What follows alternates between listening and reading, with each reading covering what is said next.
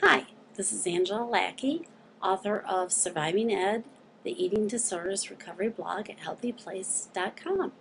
And today I would like to talk about people who just don't get it.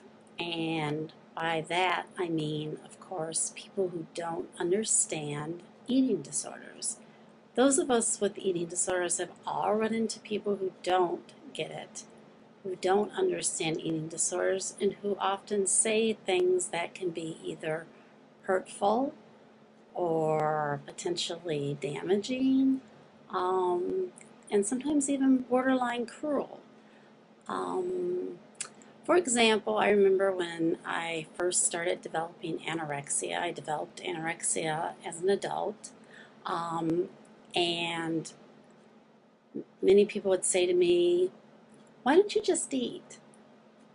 I must have heard that a million times. In fact, if I had $1 for every time I heard it, I would be able to retire and go to a nice tropical island where it's 75 degrees and sunny instead of in the cold, rainy Midwest.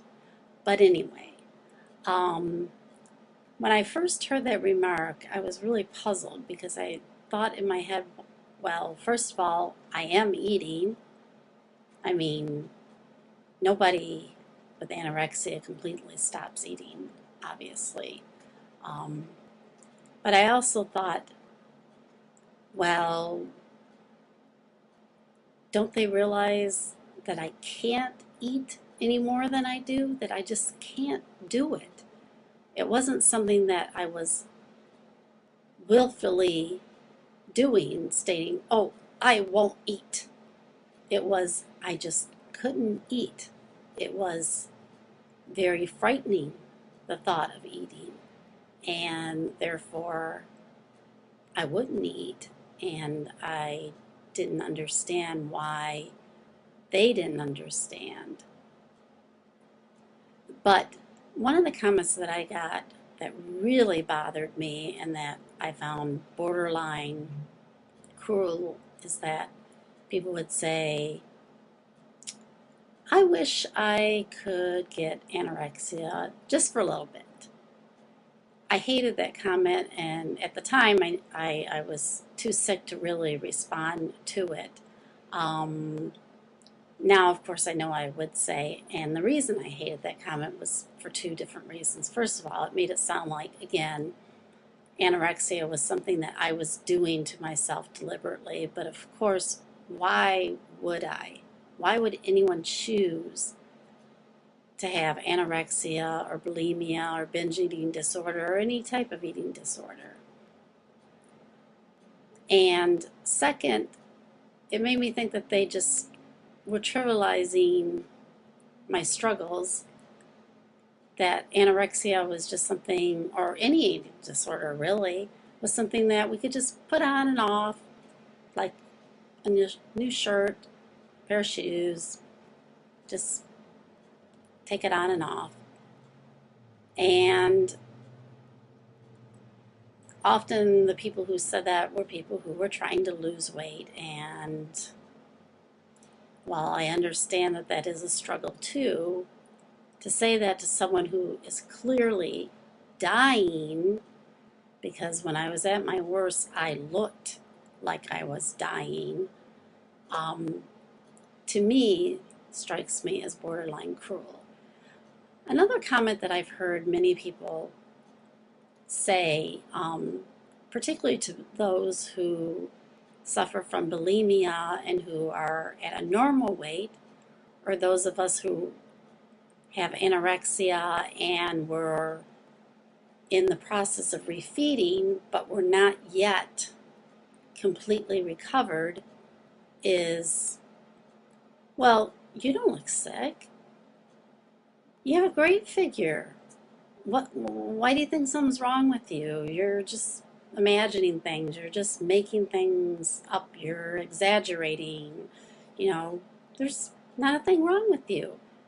Well, I don't think a lot of people realize, let's take bulimia, for example, that many people with bulimia who are at normal weight, are actually quite ill.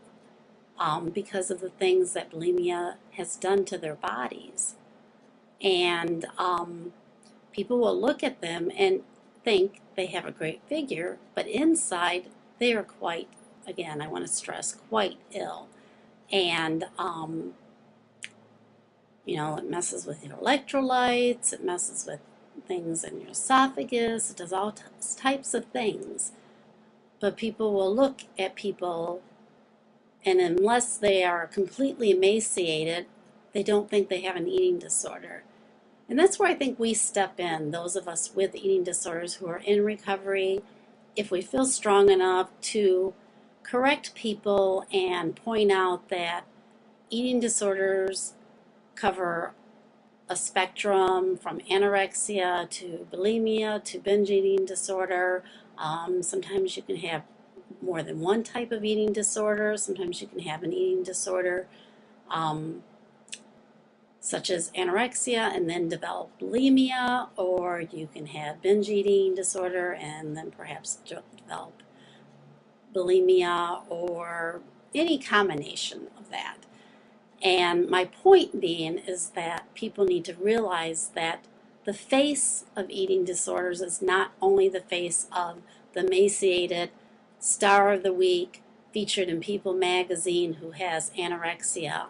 The faces of eating disorder are many and varied and include both male and female, people of all sizes, and people of all builds, and the eating disorders are manifested in different types of ways, and just educating people and pointing them toward resources where they can learn more about eating disorders, like the articles at HealthyPlace.com, or they can search online for the National Eating Disorders Association. They also provide a lot of good information.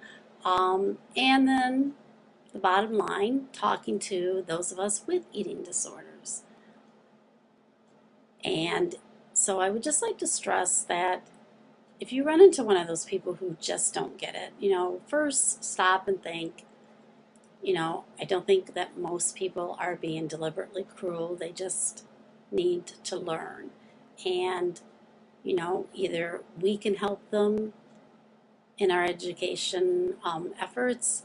If we're not up to that, we can point them towards resources that can help them, and perhaps erase some of the stereotypes that people have about eating disorders. So that's just what I wanted to share with you today. Thank you for listening, and have a very good